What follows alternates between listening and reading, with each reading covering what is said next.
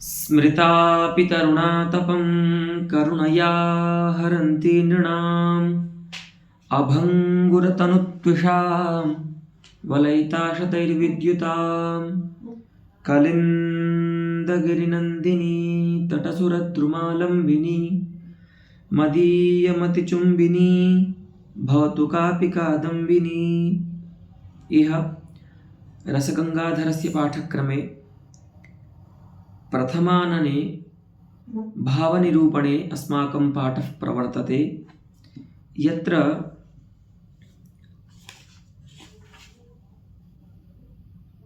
सुप्तस्य व्यभिचारिणः मीमांसां विदधानाः वयं प्रवर्तामहे।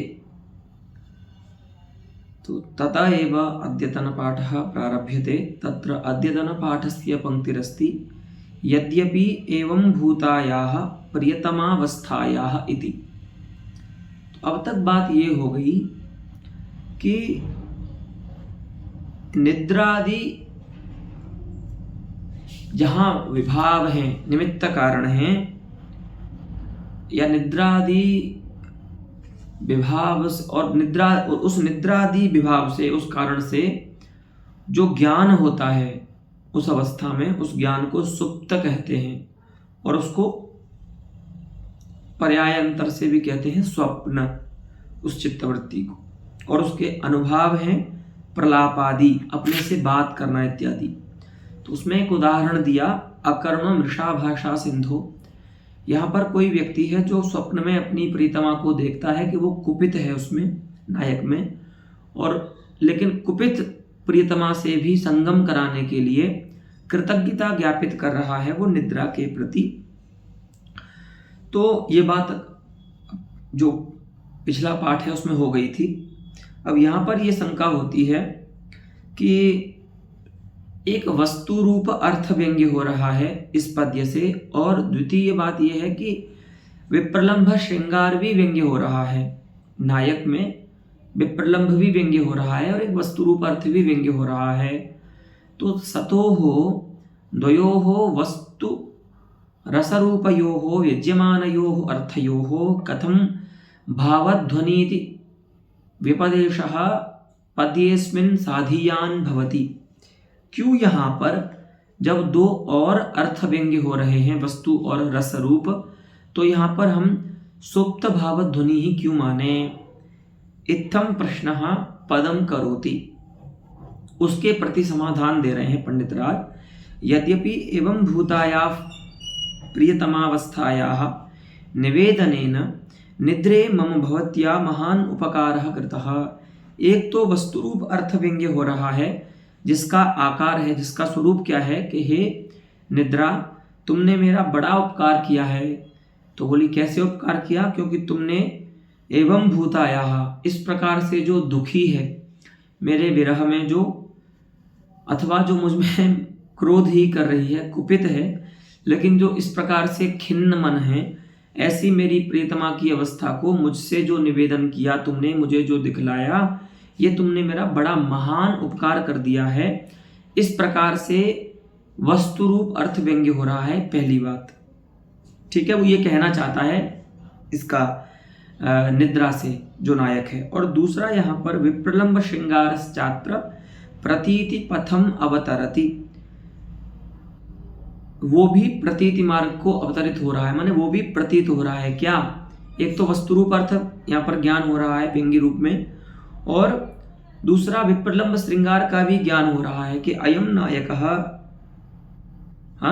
तया विप्रयुक्तः नायिकया कयाचित विप्रयुक्तः, ऐसा भी ज्ञान हो रहा है। ठीक है, तथापि लेकिन फिर भी पुरः स्फूर्तिकतया स्वप्न ध्वननम अत्रोदाहृतम, लेकिन सबसे पहले जिस व्यंग्य अर्थ की यहाँ पर प्रतीति होती है वह व्यंग्यार्थ है स्वप्न रूप व्यंग्यार्थ। ठीक है, तो पुरः स्फूर्तिकता किसमें है, स्वप्न रूप व्यंग्यार्थ में है। ये ध्यान दीजिए, यहाँ पर तीन व्यंग्यार्थ जो है वो प्रतीति पथ को प्राप्त कर रहे हैं, माने प्रतीत हो रहे हैं। एक स्वप्न रूप व्यंग्यार्थ, दूसरा वस्तुरूप अर्थ और तीसरा विप्रलंभ श्रृंगार। तो यहाँ पर पंडित राज का कहना है कि सबसे पहले है ना झटिति जो जिसका आपको ज्ञान हो रहा है वो यहाँ पर स्वप्न रूप अर्थ है, इसीलिए पुरः स्फूर्तिकत्वेन प्रतीयमानस्य स्वप्न रूपार्थस्य ध्वननम प्राधान्येन अवसीयते। प्राधान रूप से हम उसी व्यंग्य को मानेंगे जो सबसे पहले प्रतीत हो रहा है। लेकिन प्रांते है ना चरम रूपतया अंते तयोः तन्नाम वस्तु विप्रलंभयोः ध्वननम निरोद्धुम न इष्टे न समर्थः, है ना। लेकिन ये जो स्वप्न रूप भाव है व्यंग्य जो हो रहा है वो ऐसा नहीं है कि अगर वो प्रधान रूप से व्यंग्य हो गया तो वो अंत में होने वाले वस्तु रूप और विप्रलंभ श्रृंगार रूप व्यंग्य को रोक देगा, सो बात नहीं है। वो भी व्यंग्य होंगे लेकिन वे प्रधान रूप से व्यंग्य नहीं होंगे, ठीक है। माने प्रधान रूप से पहले स्वप्न रूप जो व्यभिचारी है वो व्यंग्य होगा और उसके बाद अंत में वस्तु रूप अर्थ व्यंग्य होगा कि हे निद्रा, तुमने मेरा बड़ा उपकार किया है जो तुमने उस प्रकार से मेरी प्रिया की अवस्था को मुझे बतलाया। और ये वस्तु रूप अर्थ और विप्रलंभ श्रृंगार ये दोनों अंत में व्यंग्य होंगे, लेकिन प्रधान रूप से जो व्यंग्य है वो यहाँ पर स्वप्न रूप जो व्यभिचारी है वही होगा। अतः तस्य प्राधान्येन विद्यमानत्वात् इह भावध्वनीति व्यवहारः साधीयान अस्तीति पंडितराजस्य अस्ति विवेचनम, ठीक है। ये पंडितराज का यहाँ पर विवेचन है। निद्रा नाशोत्तरम जायमानो बोधो विबोधः, क्रम से बता रहे हैं। देखो आदौ किम निद्रा उक्ता ततश्च निद्रया जायमानः स्वप्नः उक्तः, पुनश्च निद्रानाशान्तरं स्वप्नोपि नश्यति सति स्वप्नध्वंसे यह बोधः उपजायते। निद्रा के नाश के बाद जो बोध होता है उसको विबोध नामक, जो ज्ञान होता है उसको विबोध नामक व्यभिचारी भाव कहा जाता है साहित्य में, काव्य शास्त्र में, ठीक है। माने जो जागृत अवस्था है ना, नींद के तुरंत बाद जब आप उठते हैं ना तो पहला जो ज्ञान होता है ना उसको विबोध बोलते हैं, ठीक है। अहम जागृत है ना। तो निद्रानाशोत्तरम जायमानो बोधो विबोधः, निद्रानाश के बाद उत्तरम नाम अनंतरम तत्परम तस्मात् परस्मिन् काले यस्मिन् काले निद्रा जायते तस्याः निद्रायाः परस्मिन् काले तन्नाम निद्रानाशोत्तरम। तो पहले निद्रा होती है, फिर उसके बाद निद्रा का नाश होता है, उसके बाद जो क्षण आएगा उस क्षण में ये ज्ञान होगा, उस ज्ञान को विबोध बोलते हैं, ठीक है। इसको जागरण भी बोलते हैं एक तरह से, लोक की भाषा में जागरण, जागना। लेकिन वो जागना जो है वो क्रिया है और ये जो है वो चित्तवृत्ति है, बोध रूप है, ज्ञान रूप है ये जो, ठीक है। ज्ञान और क्रिया में भेद होता है, ठीक है। तो यहाँ पर भी इनका जो विभाव और अनुभाव है उसको बताते हैं। निद्रानाशश्च तत्पूर्ति स्वप्नांत बलवत् शब्द स्पर्शादिभिः जायते। निद्रानाश कब होगा? तो बोलते हैं कि अच्छा, निद्रा नाश को यहां पर विभाव नहीं मान रहे हैं विबोध के प्रति। निमित्त कारण जो है विबोध का वो निद्रा नाश नहीं है। निद्रा का नाश जिनसे होता है वो यहाँ पर विभाव के रूप में माने जाएंगे। तो निद्रा के नाशक कौन कौन हो सकते हैं? तो या तो निद्रा की पूर्ति हो जाए, नींद पूरी हो जाए। तो कई बार ऐसा होता है ना, जैसे आज शनिवार है, अब कल आप लोग उठेंगे सुबह तो सब अलार्म वगैरह ऑफ रहेंगे आपके, कोई जगाने वाला भी नहीं है, घर पे माता जी होंगी या कोई और होगा तो वो भी नहीं जगाएगा कि आज रविवार है। तो कल आप जब उठेंगे रविवार को तो निद्रा की पूर्ति होने के बाद उठेंगे। ऐसा तो है नहीं कि कोई अगर उत्थापक ना हो, कोई उठाने वाला ना हो तो आप सोते ही रहेंगे आजीवन, ऐसा तो नहीं है। कभी ना कभी तो आप जगेंगे बिना किसी उत्थापक के भी। तो उसी को बोलते हैं निद्रा की पूर्ति होने के बाद निद्रा का नाश होना। ठीक, बोलते हैं नींद पूरी हो गई आज तो तत्पूर्ति ही, पहली बात तो निद्रा की पूर्ति होना निद्रा के नाश के प्रति कारण है। दूसरा कारण है स्वप्नांत, स्वप्न का भंग हो जाना, ठीक है, स्वप्न का टूट जाना तब भी, या फिर कोई ऐसा स्वप्न आता है ना जिसमें भयादि उत्पन्न होते हैं तो भी आप जग जाते हैं नींद से, है ना, अधिक डर लग जाए स्वप्न में यदि तो भी आँख खुल जाती है, नींद खुल जाती है, निद्रा का नाश हो जाता है। और बलवत शब्द स्पर्शादि विर जायते, अथवा कोई बलवान शब्द हो जाए, आप सो रहे हैं और आकर माता जी ने किचन में पानी पीने गई या कुछ हुआ तो किचन में से थाली गिर गई या कुछ ऐसा बलवान शब्द हो गया, है ना। बलवान शब्द माने यहाँ पर जो बल है शब्द में, शब्दनिष्ठ जो बल है वो निद्रा नाशकत्वेन जो शक्त है ना, उसी को बलवान शब्द कहेंगे। अब बलवान शब्द का मतलब ये नहीं कि पूरा नगाड़े ही बजाना है, निद्रा के नाश में जितना उपयुक्त हो, पर्याप्त हो, उस शब्द को बलवान शब्द कहेंगे यहाँ पर, ठीक है। कई लोगों की नींद तो इतनी कोमल होती है कि वो चम्मच की आवाज़ से भी उठ जाते हैं, तो उनके लिए वही बलवान शब्द है, क्योंकि ये पारिभाषिक शब्द कहना पड़ेगा इसको यहाँ। और कई लोगों के लिए तो फिर आप ढोल भी बजा दीजिए, इधर आप डीजे बजाते रहिए, वो व्यक्ति सो जाएगा अगर उसे सोना है तो। कई तो जो निद्रा की प्रकृति है वो सबकी अलग होती है। तो बलवान शब्द से भी निद्रा का नाश होता है, और स्पर्श आदि से, है ना। आपको अच्छी नींद आ रही है, सर्दियों के दिन है और आकर के किसी ने ठंडे हाथ लगा दिए, है ना, तो भी आपकी नींद खुल जाती। शब्द नहीं किया उसने, लेकिन स्पर्श से भी आपकी निद्रा का नाश हो गया।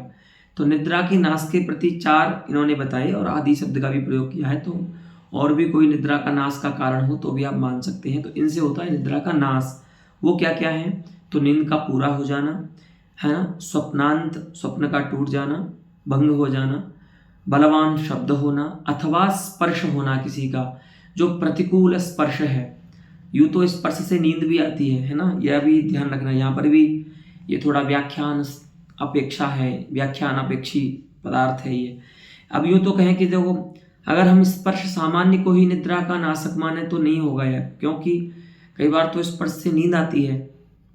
तो आप ध्यान दीजिए, माता जी के अंक में, अपनी माँ के अंक में गोद में जब सिर रखा होता है और वो धीरे से सिर पे हाथ रखती है तो नींद आती है। जब हम छोटे होते हैं तो माता के स्पर्श से ही सोते हैं।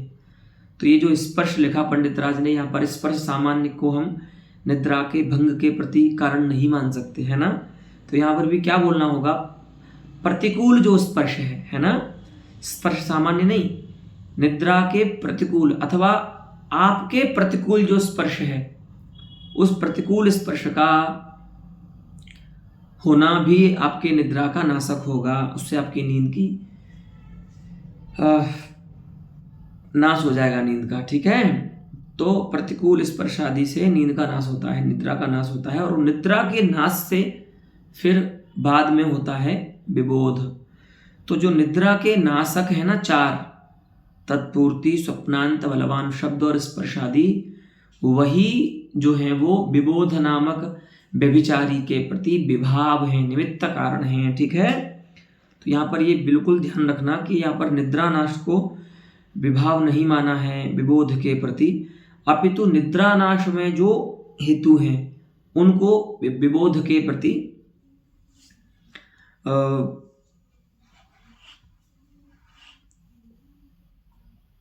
विभाव माना है, निमित्त कारण माना है, ठीक है। तो निद्रा नाशश्च तत्पूर्ति स्वप्नांत बलवत् शब्द स्पर्शादि विजायते इति, माने अस्मात् कारणात् त एव, अर्थात निद्रा नाशकाः ये सन्ति 4 त एव 4 विभावाः, वही 4 यहाँ पर विबोध नामक व्यभिचारी में निमित्त कारण हैं। अस्तु, पुनः अक्षिमर्दन गात्रमर्दनादयः अनुभावाः।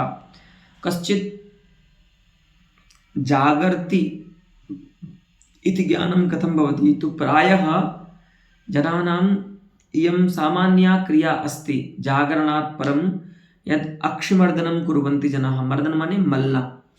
तो क्या होता है, आपने देखा होगा लोक में भी हम लोग देखते हैं कि नींद से उठने के बाद व्यक्ति अपनी आंखों को मलता है अथवा अपने शरीर को हाथों से मलता है। तो अक्षिमर्दन अथवा गात्रमर्दन आदि जो हैं वो विबोध नामक व्यभिचारी के कार्य हैं, अनुभाव हैं। अतः इत्थम विभावानुभावाभ्याम विबोध नामा व्यभिचारी व्यज्यते। अस्तु, तत्र संक्षेपेण उदाहरणम, वहां पर हम आपको संक्षेप से उदाहरण दे रहे हैं। अब संक्षेप क्यों बोल रहे हैं? देखो, अभी तक किसी भी व्यभिचारी के उदाहरण में इन्होंने संक्षेप नहीं बोला, लेकिन यहाँ पर संक्षेप बोल रहे हैं। क्यों? क्योंकि यहाँ पर एक थोड़ी विशेष बात यह है कि साक्षात निद्रा के नाश को अगर ये विभाव मानते ना, तो एक ही उदाहरण से काम चल जाता। चाहे निद्रा का नाश बलवान शब्द से हुआ हो, चाहे निद्रा का नाश निद्रा की पूर्ति से हुआ हो, अथवा निद्रायाः नाशः बलवता शब्देन अभूत, कथमपि केनापि कारण विशेषेण निद्रायाः नाशः अभूत, परंतु यदि निद्रानाशः विभावः अस्ति विबोधे तर्हि एकेनैव उदाहरणेन सकलस्यापि निद्रानाशस्य विभावता सिद्ध्यति।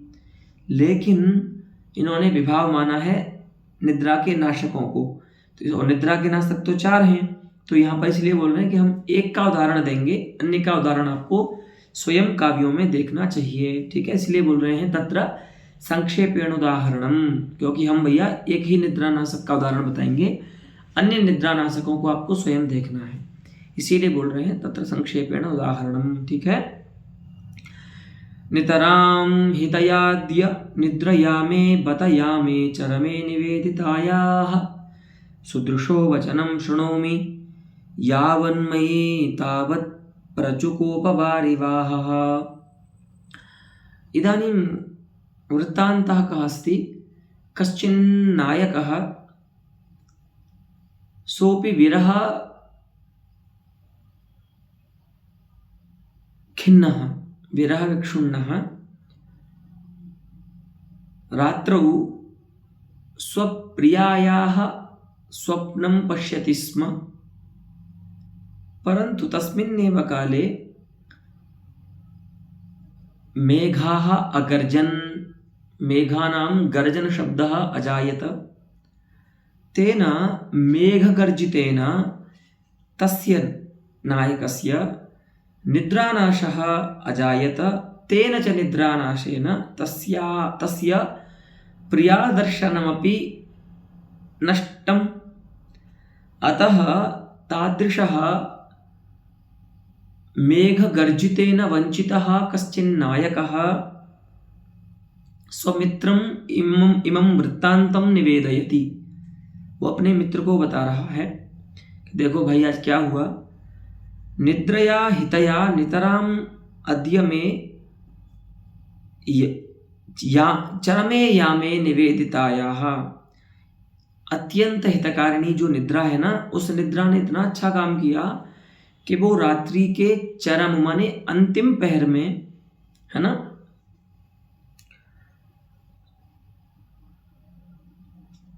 निवेदन कराया गया निद्रा के द्वारा। निद्रया निवेदिता, का निवेदिता में प्रेयसी निवेदिता, है ना। तो ये बहुत हितकारिणी है। इस बेचारी निद्रा ने देखा कि ये बहुत परेशान है नायक, चलो मैं एक काम करती हूँ, स्वप्न रूप से इसकी नायिका को उपस्थित कर देती हूँ इसके लिए। तो रात्रि के अंतिम पहर में प्रायः ये होता है कि स्वप्न जो है वो ज़्यादातर रात्रि के अंतिम पहर में आते हैं। तो चरमे यामे निवेदितायाः सुदृशः सुष्ठु दृक् नाम दृष्टिः नेत्रे यस्याः सा सुदृक् तस्याः सुदृशः। रात्रि के अंतिम पहर में जो निद्रा के द्वारा मेरे ज्ञान का विषय बनाई गई उस सुनैना के वचनों को मैं सुन रहा था। वो मुझसे कुछ कह रही थी स्वप्न में, ठीक है, जो मेरी नायिका थी।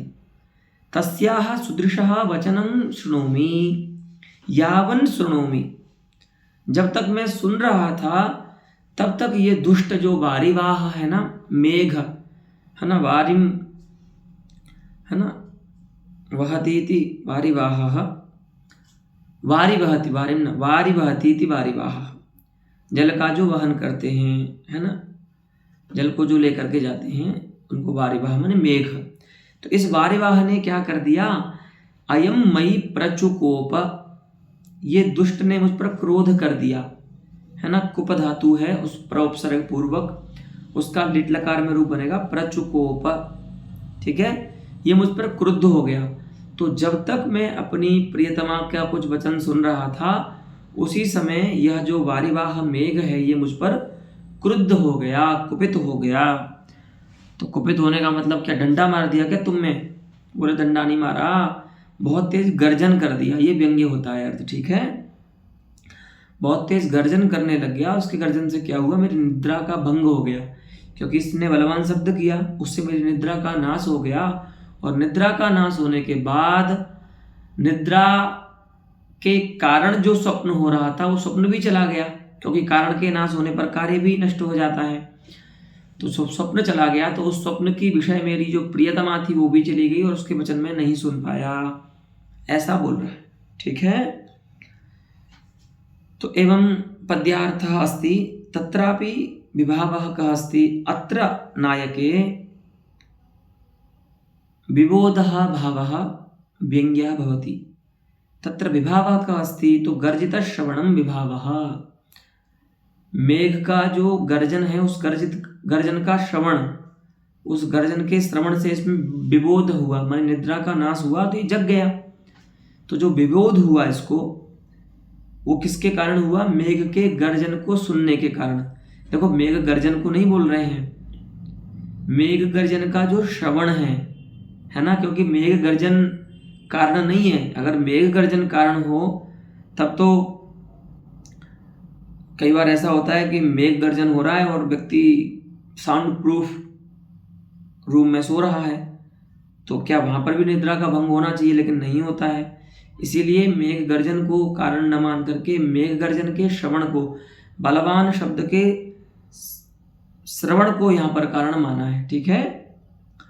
तो मेघ गर्जन का जो श्रवण है वह यहाँ पर कारण है नायक के विबोध का।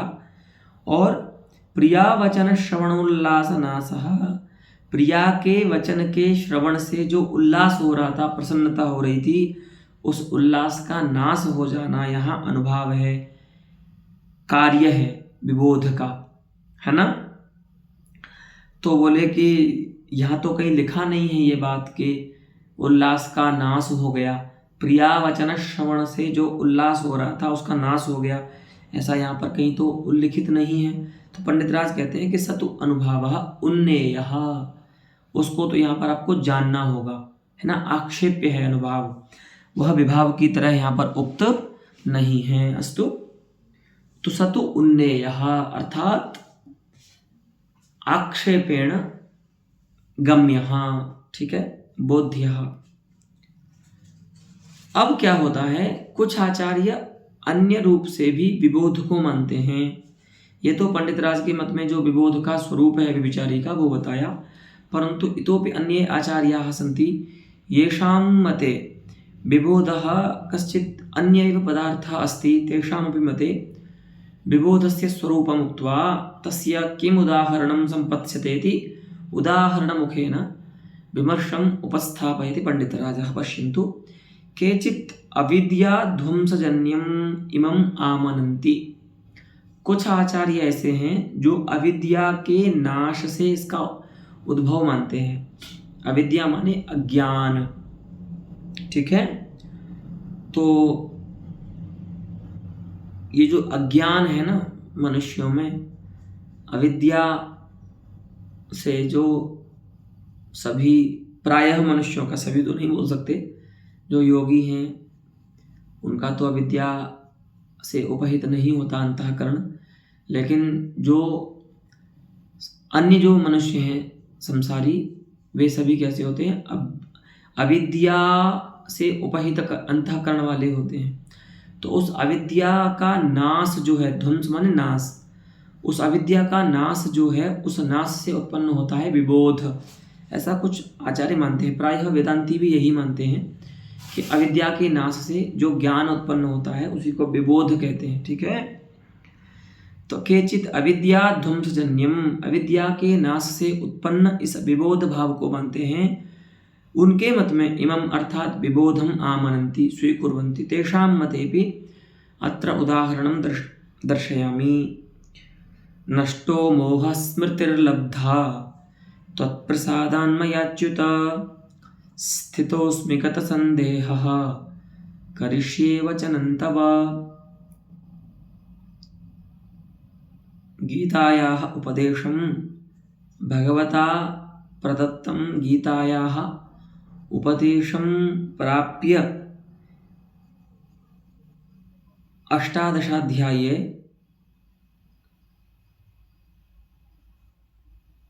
अर्जुनः भगवतः सम्मुखे, कृष्णस्य सम्मुखे इदं प्रतिज्ञावचनं वक्ति। अर्जुन भगवान के सामने बोलते हैं अंतिम में, है ना। पहले तो क्या बोलते हैं, सीदन्ति मम गात्राणि मुखं च परिशुष्यति वेपथुश्च शरीरे में रोमहर्षस्य जायते गांडीवं संसदे हस्तात् इत्यादि बोलते हैं ना पहले अध्याय में। तो यही है गीता का उपकार कि पहले अध्याय में अर्जुन की स्थिति और 18 अध्याय में अर्जुन की स्थिति में कितना भेद है। तो जब भगवान उनको उपदेश करते हैं हिताहित का, तो अंतिम में जाकर के अर्जुन ये मानते हैं कि हाँ, अब मुझे समझ में आ गया है जो आपने मुझे बताया, और अब से मैं आप जो कह रहे हैं वही विधान करूँगा। ठीक है, करिष्ये वचनं तव। क्यों? क्योंकि नष्टो मोहः, मोह नष्ट हो गया है। तो मोह के नाश के बाद क्या होता है, स्मृति का लाभ होता है, और स्मृति का लाभ हो गया ना, तो संदेह था वो भी निकल गया। स्थितोस्मि गत संदेह, इसीलिए क्या करूँगा, अब मैं तुम्हारे वचनों का पालन करूँगा। तो यहाँ पर क्या है, अविद्या का नाश हो गया अर्जुन का, और अविद्या के नाश के बाद जिस ज्ञान का उदय हुआ है ना, स्थितोस्मि गत संदेह करिष्ये वचनं तव, ये जो ज्ञान है इसी ज्ञान को विबोध कहते हैं। तो ये जो विबोध है वो निद्रा नाश के बाद होने वाला नहीं है, क्योंकि वो तो लोक में होता है। लेकिन वास्तविक जो विबोध है वो यही है कि जहाँ पर अविद्या का नाश हो जाए, अंतःकरण को जिसने ढक रखा है या चैतन्य को जिसने चारों तरफ से घेर लिया है, उस अविद्या का नाश हो जाना ही विबोध है। ठीक है, उसके नाश से उत्पन्न होता है विबोध। ठीक है, तो जैसे यहाँ पर अर्जुन को हुआ है। ठीक है, इति गीता पद्यम उदाहर्यम, ये जो गीता है उसका पद्य यहाँ पर उदाहर्य है, उसका उदाहरण समझना चाहिए। अस्तु इदानीं विषयांतरम् उपन्यस्यति ग्रंथकारः। तत्र च अयं विषयः अस्ति कि असूया नाम कश्चिदस्ति व्यभिचारी, सः अत्र प्राधान्येन विद्यमानः कथं न स्वीकर्तुं शक्यः। यहाँ पर आप विबोध को ही प्रधान रूप से व्यंग्य क्यों मानते हैं? असूया रूप जो व्यभिचारी भाव है उसको मान लीजिए कि यहाँ पर जो नायक है उसको असूया हो रही है। किससे असूया हो रही है? असूया का विषय कौन है? तो मेघ से हो रही है। मेघ में उसको असूया हो रही है, जलन हो रही है मेघ से, तो असूया मान लीजिए। वही कहते हैं कि न तो वारिवाह विषयायाः असूयायाः एव अत्र वाक्यार्थता नारायण अर्थात प्राधान्यम, प्रधानता। तो कहते हैं ऐसी शंका नहीं करनी चाहिए कि यहाँ पर असूया नामक व्यभिचारी भाव की प्रधानता है व्यंग्य रूप से, ऐसा नहीं मानना चाहिए। क्यों? क्योंकि विबोध प्रतीतौ ही सत्याम, विबोध की प्रतीति हो जाने पर ही तस्मिन् औचित्यावगमे, है ना, सति अनुचित विबोध जनकत्वेन वारिवाहे असूया विलंबेन प्रतीते, असूयायाः विलंबेन प्रतीते है। देखिए, किसी के स्पर्श से अथवा बलवान शब्द से जो विबोध उत्पन्न होता है निद्रानाश के बाद, उसमें औचित्य का ज्ञान, अनौचित्य का ज्ञान होता है।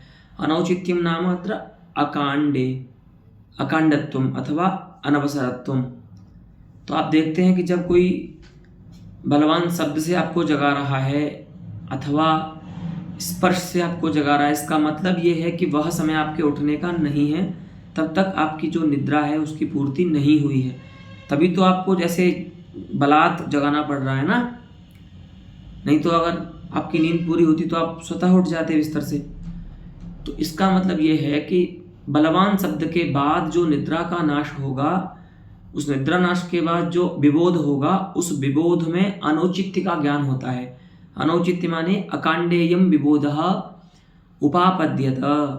ये जो विबोध है, ये जो मेरा जगना है, ये अनवसर पर हो गया है ना। तो अब क्या हो रहा है कि जब विबोध हो जाएगा, उस विबोध की प्रतीति होने के बाद उस विबोध में अनौचित्य का ज्ञान होगा कि ये जो मुझे जगाया गया है ये अनवसर पर जगाया गया है, ठीक है, यानी ये मेरे उठने का टाइम नहीं था, है ना।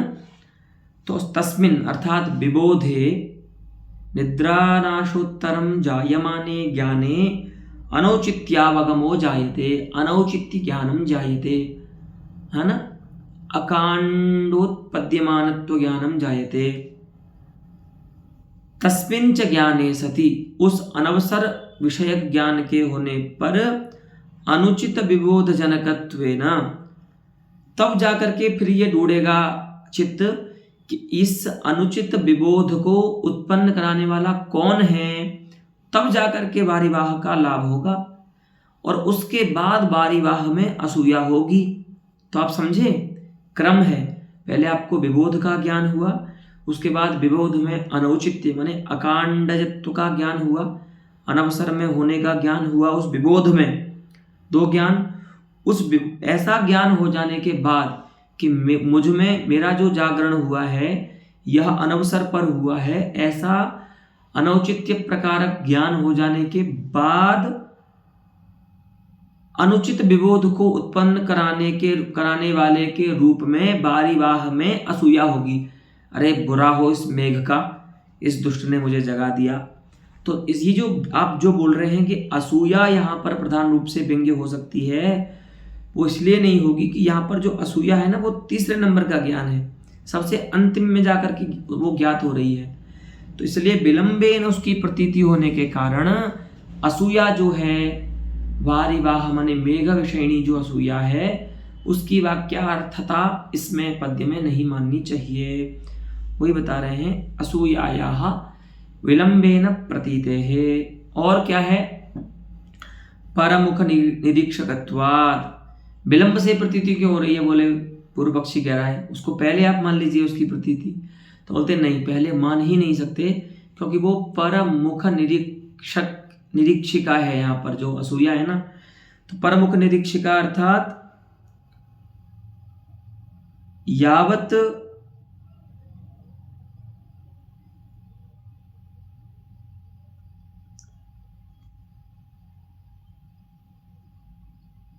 विबोधस्य ज्ञानं न भवति तावत् वारिवाहे असूयापि न भविष्यत्। तो इसका मतलब क्या हुआ, असूया का उपपादक हो गया कौन, ये विबोध। अरे भाई जब आपको कुछ आप जगोगे ही नहीं, नींद से बाहर ही नहीं आओगे, तब तक आपको नींद से बाहर लाने वाले व्यक्ति में असूया कैसे हो सकती है।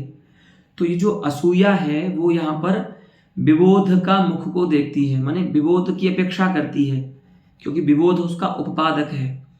तो जब तक आपको आपका जागरण ही नहीं होगा, विबोध ही नहीं होगा, तब तक आपको जिसने आपको जगाया, जिसने आपको निद्रा का भंग किया, उस व्यक्ति में आपको असूया कैसे हो सकती है। तो विबोध जो है वो यहाँ पर पर शब्द वाच्य है, ये जो है ना परमुख निरीक्षिका। तो यहाँ पर पर माने विबोध जो है उसका मुख का दर्शन करती है, माने उसके मुंह को देखती है ना।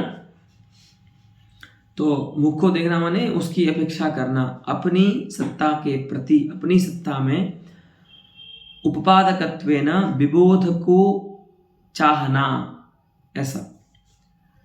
इसीलिए जो है वो यहाँ पर हम असूया को प्रधान व्यंग्य नहीं मान सकते। स्यादपि तस्यापि प्राधान्यम। हाँ, यदि उसको आपको प्रधान रूप से व्यंग्य बनाना ही इष्ट है तो क्या कीजिए, यदि वारिवाहे निष्करणत्वादिबोधकम किंचिदपि स्यात्। हाँ, यदि वारिवाह का विशेषण कोई या वारिवाह में निष्करणत्व का प्रतिपादक कोई धर्म होता, कोई शब्द होता है ना, जो ये सिद्ध करता कि यहाँ पर जो वारिवाह है वो निष्करण है, तो बिना विबोध के ही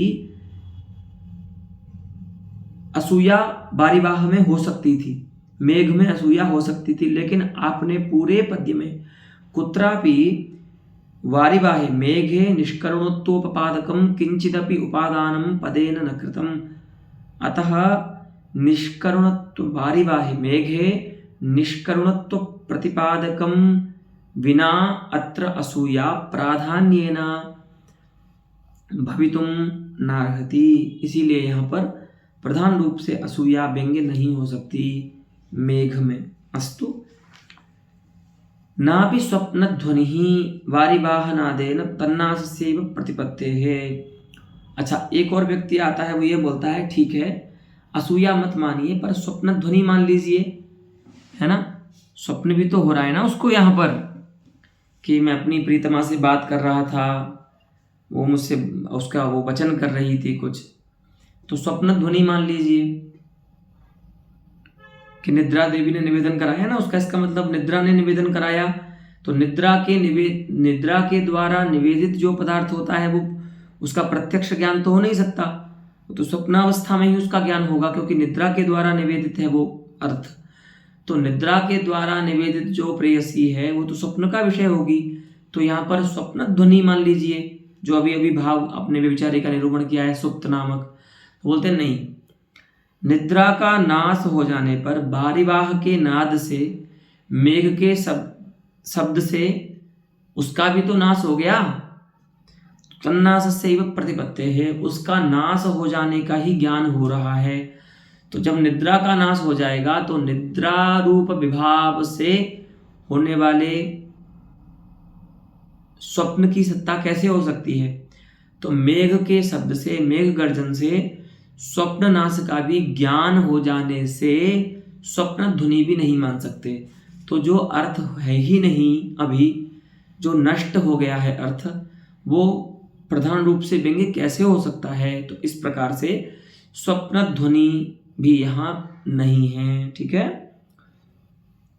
अस्तु वा, हाँ ये बात आप मान सकते हैं कि स्वप्न भाव प्रशमेन असूयया च सहास्य संकर।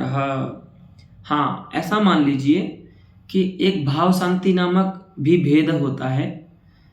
बोलते हैं ना कि रसादि शब्द में जो आदि शब्द है वह सात का ज्ञान कराता है, भाव, रसाभास, भावाभास, भाव शांति, भावोदय, भाव शांति, भाव सफलता, भाव संधि इत्यादि। तो वहाँ पर भाव शांति होती है। तो भाव शांति का अर्थ होता है किसी व्यभिचारी की शांति का वर्णन होना, किसी व्यभिचारी का शांति का व्यंग्य होना।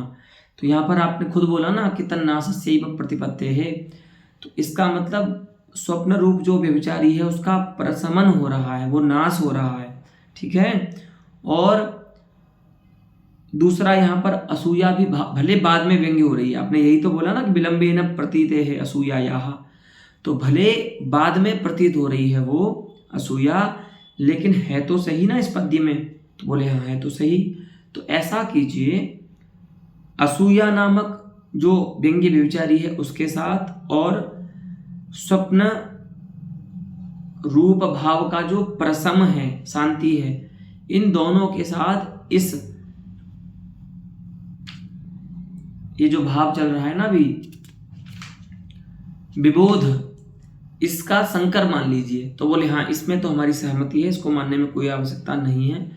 संकर तो हो सकता है उनके साथ, लेकिन संकर होने पर भी इसका जो प्राधान्य है ना विबोध व्यभिचारी का, वो नष्ट नहीं होगा। अस्तु, अतः स्वप्न रूप भावस्य यह प्रशमः पुनः असूयायाः यह यद् विद्यमानत्वम् अस्ति, नाम असूया या अस्ति, ते ताभ्यां भावाभ्यां सह अथवा ताभ्यां विद्यमानाभ्यां अर्थाभ्यां सह अस्य विबोधस्य व्यभिचारिणः सांकर्यं तु अस्माकम् इष्टमेव, यतोहि तादृशेन सांकर्येण अस्य प्राधान्यं विबोधस्य न क्षीयते। अतः अस्तु नाम संकरः विबोधस्य ताभ्यां व्यज्यमानाभ्यां द्वाभ्याम अर्थाभ्यां सह। अस्तु। हाँ, अब क्या है कि ये तो आपने समझ लिया कि कहाँ पर विबोध व्यंग्य होता है, व्यभिचारी जो है, लेकिन कहाँ पर विबोध आपको नहीं मानना है ये भी समझ लीजिए। कुछ ऐसे स्थल हो सकते हैं यत्र विबोधः अत्र प्राधान्येन व्यज्यमानोऽस्तीति ज्ञानं पाठकानां भवितुमर्हति, परन्तु तादृशस्थले इदम् अनुसन्धेयं यदिदानीमहं विवेचयामि। अब मैं जो बता रहा हूँ ये समझ लीजिए, जिससे आपकी और व्युत्पत्ति दृढ़ हो जाएगी कि कहाँ पर आपको विबोध को मानना है व्यंग्य और कहाँ पर नहीं मानना। तो अब प्रत्युदाहरण दे रहे हैं। प्रत्युदाहरण का अर्थ होता है जो हमने प्रमेय बताया है उस प्रमेय का वहाँ पर अभाव है, उसको बोलते हैं प्रत्युदाहरण। उदाहरण माने वो प्रमेय वहाँ पर है, ऐसे स्थल को बोलेंगे उसका उदाहरण। और प्रत्युदाहरण माने अस्माभिः अविधीयमानं प्रमेयं यत्र नास्ति तादृशं स्थलं प्रत्युदाहरणतया अवसेयं भवति। अस्तु। तो इदानीं प्रत्युदाहरणं दर्शयति पंडितराजः। इदं तु नोदाहार्यं, है ना, विबोध भावध्वनि के रूप से इस प्रकार के पद्य का उदाहरण नहीं देना चाहिए। क्या? गाढ़मालिंग्य सकलां यामिनीं सहतस्थुषीं निद्रां विहाय सप्रातः आलिलिंगाथ चेतनां। कोई यहाँ पर चमत्कार ऐसा ज़्यादा नहीं है, बस इतनी बात है, कोई व्यक्ति अच्छे से सोया और सुबह उठ करके, सुबह वो उठ गया, इतना ही अर्थ बताना है यहाँ पर। सोया और उठ गया, लेकिन यहाँ पर क्या कर रहे हैं, है ना, निद्रा और चेतना इन दोनों को नायिका बना रहे हैं, ठीक है। तो और पुरुष को नायक बना रहे हैं। तो कहते हैं ना कि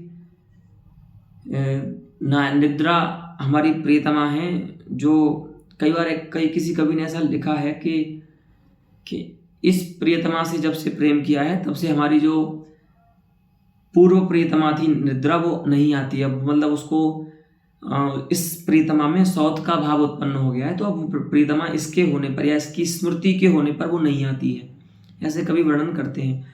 तो वहाँ पर भी निद्रा को प्रियतमा के रूप में वे मानते हैं। तो ऐसे ही यहाँ पर किसी व्यक्ति का वर्णन किया जा रहा है कि सकलां यामिनीं सहतस्थुषीं निद्रां विहाय, पूरी रात जो इसके साथ थी, है ना, सहतस्थुषीं अर्थात सह विद्यमानां, है ना, स्था धातु है, सहतस्थुषीं अर्थात सह वर्तमानां निद्रां विहाय, पूरी रात जो इसके साथ थी ये निद्रा रूप नायिका। और ये कैसे थी? गाढ़ आलिंगन करके जो इसके साथ थी पूरी रात्रि के लिए। अब तादृशीं निद्रां नायिकां विहाय, अब यह उस प्रकार की निद्रा रूप नायिका को छोड़ करके प्रातः चेतनाम आलिलिंग, लेकिन पूरी रात जिसके साथ रहा सुबह उसे छोड़ करके दूसरी नायिका के पास जा करके उसको आलिंगन इसने कर लिया, ठीक है। तो आलिलिंग ये भी लेट लकार का रूप है। तो सुबह जा करके इसने दूसरी नायिका का आलिंगन कर लिया, और वो नायिका कौन है? चेतना माने विबोध, ठीक है। तो यही होता है, व्यक्ति रात में सोता है पूरी रात अच्छे से और सुबह उठ जाता है। तो यहाँ पर कवि इसको इस प्रकार से वर्णन कर रहा है, ठीक है। तो यहाँ बोलते हैं कि देखिए, यहाँ भी कदाचित आपको भ्रम हो सकता है कि अत्रापि विबोधः व्यज्यमानः अस्ति इति, अत्रापि विबोध भावध्वनिः अस्ति। तो ऐसी शंका नहीं करनी चाहिए, क्योंकि यहाँ पर जो चेतना शब्द है ना उससे वाच्य हो गया है विबोध, तो इसीलिए वो व्यंग्य अब नहीं हो सकता, ठीक है। तो विबोधस्य चेतना पदवाच्यत्वात् अत्र व्यज्य व्यंग्यत्वेन इष्यमाणः विबोधः चेतनापदेन वाच्यः अस्ति। यहाँ पर जो विबोध है वो चेतनापद से वाच्य हो गया। चेतना को प्राप्त करना माने उसी विबोध को प्राप्त करना। और दूसरी बात ये है, तो कहेंगे कि यहाँ पर चमत्कारी क्या है फिर अर्थ, किससे चमत्कार हो रहा है यहाँ पर, तो कहेंगे यहाँ पर व्यंग्यार्थ तो कोई चमत्कारी नहीं है, लेकिन यहाँ पर एक अलंकार होता है काव्य में जिसको कहते हैं समासोक्ति अलंकार। समासोक्ति अलंकार में क्या होता है, किसी अप्रस्तुत अर्थ के व्यवहार का आरोप प्रस्तुतार्थ पर किया जाता है, लेकिन वह जो व्यवहार का आरोप है वो श्लिष्ट विशेषणों की महिमा से किया जाता है। ठीक है, तत्र लक्षणमस्ति समासोक्तेः अलंकारस्य यत् परोक्तिर्भेदकैः श्लिष्टैः। ठीक है, कि जहां पर भेदक जो हैं वो श्लिष्ट हो जाएं, और जो विशेष्य होगा उसका तो एक ही अर्थ होगा, लेकिन जो विशेषण होते हैं उनका अर्थ दो हो जाते हैं, वो श्लिष्ट हो जाते हैं। तो उनका एक अर्थ जो है वो प्रस्तुतार्थ के साथ अन्वित होता है, और जो उनका दूसरा अर्थ है वो अप्रस्तुत जो अर्थ है उसके साथ अन्वित होता है। तो जहां पर श्लिष्ट विशेषणों की महिमा से किसी अप्रस्तुत अर्थ के व्यवहार का आरोप प्रस्तुतार्थ पर हो जाए, परोक्ति हो जाए, अर्थात प्रस्तुतार्थ पर उसके व्यवहार का आरोप हो जाए, तो वहां पर समासोक्ति अलंकार होता है। तो यहां पर भी देखिए, सकलाम यामिनीम एकस्याम नायिकायाम यह अनुरागवान आसीत् सकलाम यामिनीम यावत् तादृशः कश्चित् पुरुषः अस्ति नायकः। ठीक है, उसके व्यवहार का आरोप यहाँ पर इस पुरुष पर किया जा रहा है, और नायिका के व्यवहार का आरोप यहाँ पर रात्रि पर, और परनायिका के व्यवहार का आरोप यहाँ पर चेतना पर किया जा रहा है। ठीक है, तो यहाँ पर समासोक्ति अलंकार है। तो समासोक्ति अलंकार के कारण यहाँ पर इस पद्य में कुछ चमत्कार आ सकता है। व्यंग्य कृतम सौष्ठवम न किंचिदपि स्पृशति एनम श्लोकम अस्तु। तो वही बताते हैं, यथा कश्चित सत्य प्रतिज्ञ, कोई सत्य प्रतिज्ञ पुरुष जिसने प्रतिज्ञा की थी, ऐसे पुरुष द्वाभ्याम नायिकाभ्याम द्वौ कालौ उपभोगार्थम दत्वा।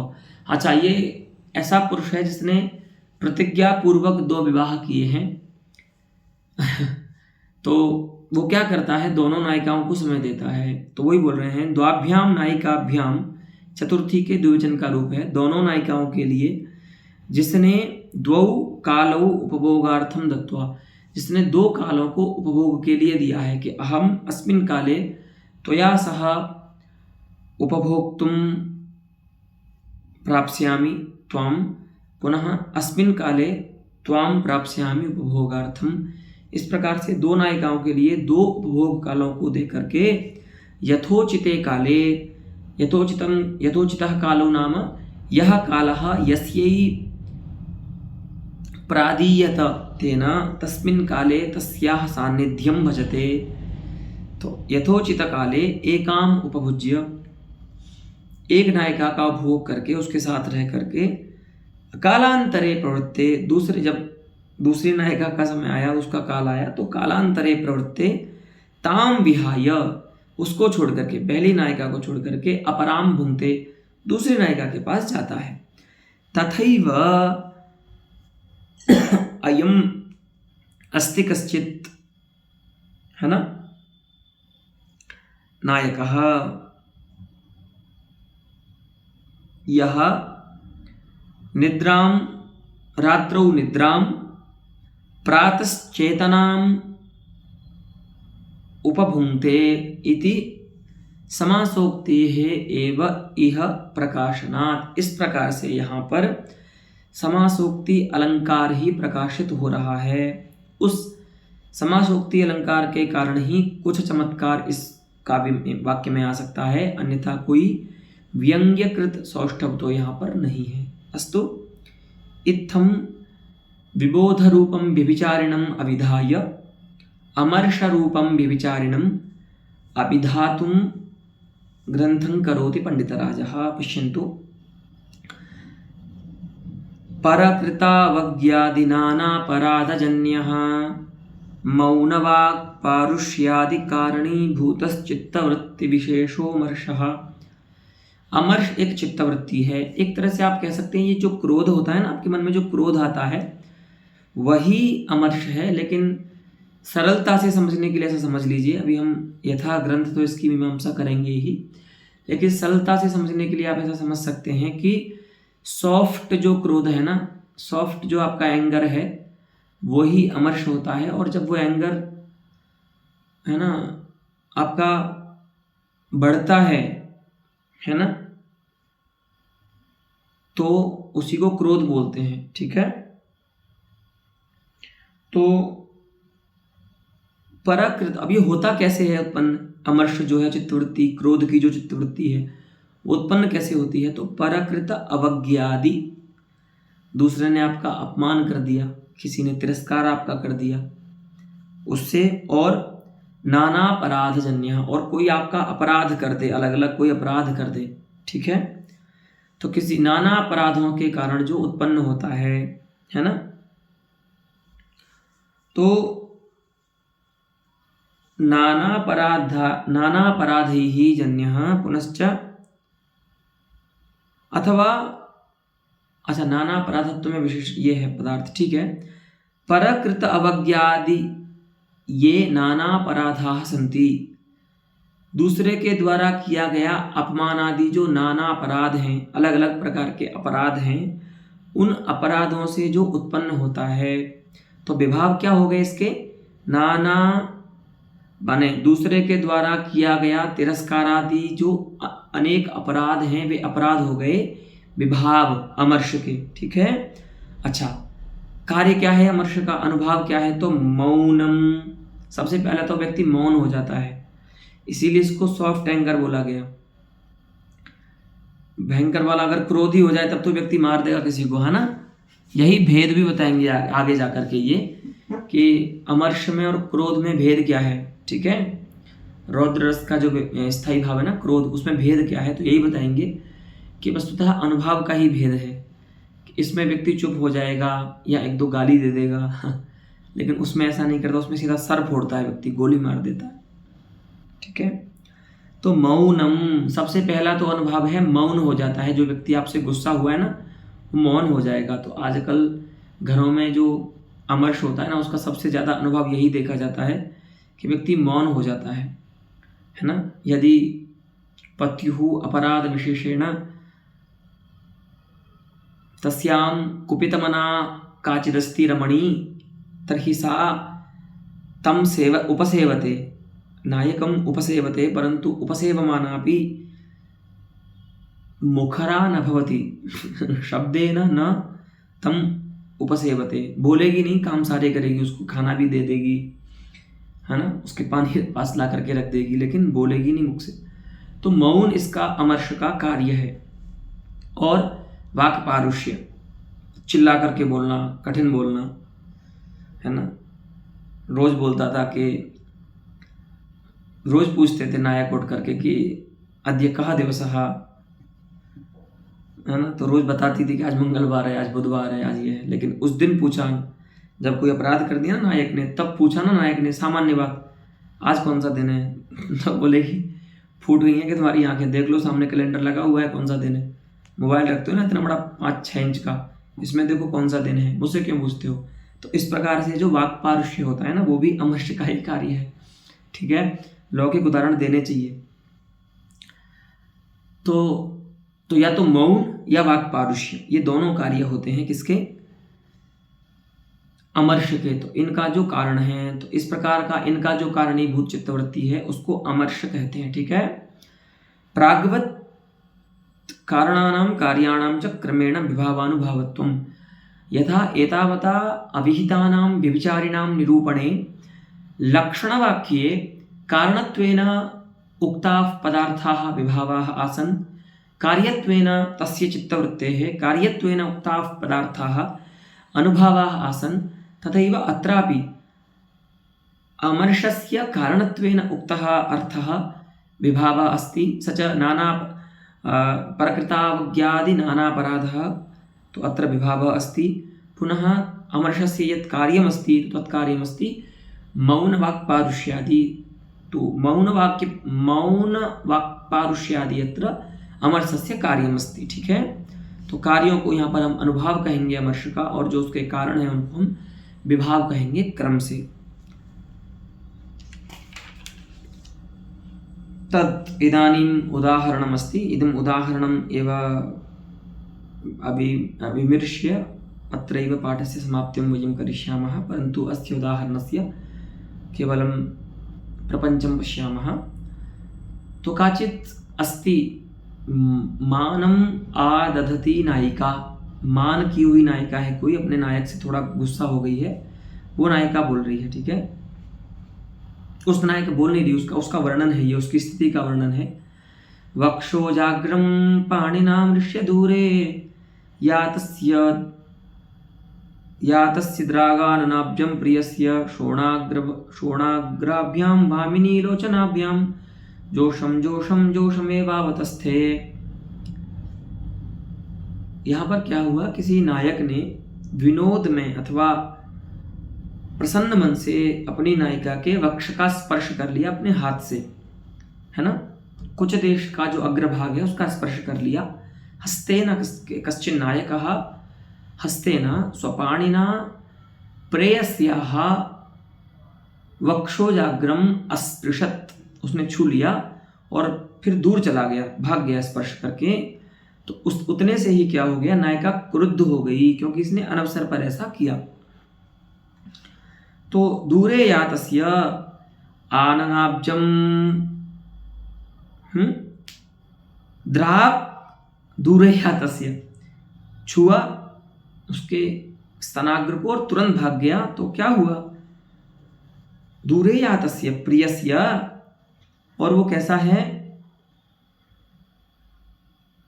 तस्य प्रियस्य, अब कैसा प्रिय है, ये अपराधी हो गया, अभी इसने अपराध किया है और ये है भी। यदा काचित् रमणी काचित् वनिता स्पर्शमपि न इच्छति तदा तस्याः पतिरपि स्पर्शं करोति तदा सा क्रुद्धा भवति, है ना, ऑफेंड भवति। उसका पति भी यदि उसकी अनिच्छा से स्पर्श उसको करता है तो वह अपराध मानती है। ये स्त्री का स्वभाव है और इस स्वभाव को समझना चाहिए सभी पुरुष जाति को कि वैहाने कि अस्माकं पत्नी अस्ति, इयम् अस्माभिः गृहीता अस्ति, अतः अस्याम् अस्माकम् अधिकारः अस्ति, अतः यथेष्टं वयं अस्यां प्रवर्तेमहि इति अधिकार बुद्धि ही न कर्तव्या। बहुत बार तो परिवारों में जो कलह होती है वो इसीलिए होती है क्योंकि इस प्रकार से अधिकार बलात् दिखाते हैं पुरुष। तो देखिए यहाँ पर पति है, फिर भी उसने क्या है, नायिका की इच्छा के प्रतिकूल उसको स्पर्श कर लिया है, तो वो तुरंत क्रुद्ध हो गई और क्रुद्ध होकर के क्या बोली, कुछ बोली नहीं, लेकिन उसकी आंखें लाल हो गई। शोणाग्राभ्याम भामिनी, भामिनी बोल रहे हैं, तो भामिनी का अर्थात है कुपित नायिका, कुपित स्त्री। तो वो जो भामिनी है वो शोणाग्राभ्याम, शोणे अग्रे ययोस्ते शोणाग्रे लोचने, लाल हो गए हैं अग्रभाग जिनके, तो पूरी आंखें लाल हो गई। तो व्यक्ति जब क्रोध में होता है तो आंखें लाल होती हैं, तो लाल हो गए हैं अग्रभाग जिनके ऐसे लोचनों से देखती हुई। जोशम जोशम, जोश धातु है प्रीति से बना अर्थ में, उससे णबुल प्रत्यय करेंगे और वीप्सार्थ में द्वित्व होता है तो रूप बनेगा जोशम जोशम। जैसे बनता है ना दर्शम दर्शम, है ना, भवंतम दर्शम दर्शम मोमुद्यते अस्माकं चेतः नश्चेता, ऐसे प्रयोग आपने सुने होंगे। तो जोशम जोशम माने यहाँ भी उसी अर्थ में देखते हुई, उसको बार बार देख रही है लाल आंखों से। और जोशमेवावतस्थे, तृतीय जो जोश शब्द है वो मौनार्थक अव्यय है, ठीक है, चुप रह गई बेचारी, लाल आंखों से देखा उसने, बहुत क्रोधपूर्वक देखा और चुप रही, मौन कर लिया उसने। तो ये भी नायिकाओं का स्वभाव है कि वो अपने कई बार अपना जो कोप है ना वो मौन से भी व्यक्त करती है। उनको ये नहीं कि बोलना ही होता है, हमेशा चीखना ही होता है, चिल्लाना ही होता है पति पर, मौन रह करके भी अपना क्रोध व्यक्त करती हैं। तो जोषमेवाव तस्थे अब उपसर्ग पूर्वक स्था धातु है, उससे आत्मनेपद का विधान होता है। तो अवोपसर्ग पूर्वक स्था धातु का आत्मनेपद होता है, इसीलिए तस्थे तस्थाते तस्थिरे ऐसे रूप चलेंगे। तो अवतस्थे अर्थात रह गई, एकदम क्रुद्ध जो रक्त नेत्र हैं उन रक्त नेत्रों से उसको देखती हुई चुप रह गई बेचारी। हाँ, तो यह तो आकस्मिक स्तनाग्र स्पर्शो विभाव, बिना किसी प्रकरण के, बिना रत्यादि अवसर के उसने आकस्मिक जो स्तनाग्र का स्पर्श किया, उस नायिका के कुछ देश का स्पर्श किया, उससे उसे क्रोध आया। तो ये विभाव है, कारण है। नायिका में जो अमर्ष व्यंग्य हो रहा है उसका कारण है कि नायक का अनवसर पर आकस्मिक उसके शरीर का स्पर्श करना। तो नकाचित स्त्री आकस्मिक रूपेण स्वशरीरस्य स्पर्शम इच्छति, नाम कश्चित् आगत्य तस्याः शरीरं स्पृशेदिति न इच्छति, तो कश्चित् नाम तस्याः पतिरपि न स्पृष्टुं शक्नोति, है ना। देखो ये कितना अच्छी ये एक संदेश मिलता है इसमें। ये जो कितना पुराना पद्य है, लेकिन तब भी ये संस्कृति थी कि यावत् सा स्पर्शम न अभिलषति तावत् तस्याः स्पर्शमपि कर्तुं कश्चित् न प्रभवेत् पुरुषः पतिरपि तस्याः। हाँ, तो इस प्रकार से कारण है उस अमर्ष का, उस नायिका का स्पर्श जो किया उस नायक ने। और नयनारुण्य निर्निमेष जो निरीक्षण है, बिना निमेष को गिराए, बिना पलकों के गिराए, जो उसका लाल आंखों से अपने नायक को जो देखना है वही अनुभव है, कार्य है। ठीक है, तन्निष्ठ अमर्ष का। अस्तु, तो इत्थम आकस्मिक स्तनाग्र स्पर्श रूपेण विभावेन पुनः नयनारुण्य निर्निमेष निरीक्षण रूपेण अनुभावेन च इह नायिकायाम् अमर्ष रूपः व्यभिचारी सामाजिकैर्वेज्यते इत्यत्र अमर्ष रूप भावध्वनिरस्ति इति एतावता प्रपञ्चः अस्ति अस्य व्यभिचारिणः। पुनः अस्यैव व्यभिचारिणः काचिदस्ति मीमांसा, सा अस्माभिः आगामिनि पाठे विषयीकरिष्यते। अलन्तावत् अद्यतनेन पाठेन।